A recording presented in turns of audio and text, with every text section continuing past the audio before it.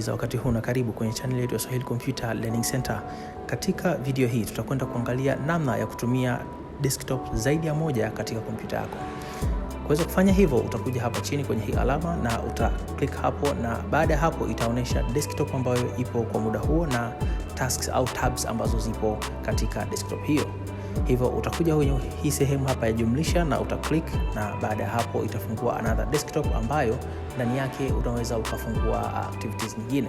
Hii namna ya kutumia multiple desktop ni nzuri kwa ajili ya kuweza kufanya kutenganisha tasks ambazo unafanya. Kwa mfano tasks personal unaweza kuziweka kivyake, lakini pia vile vile tasks ofisini unaweza kufungua kivyake.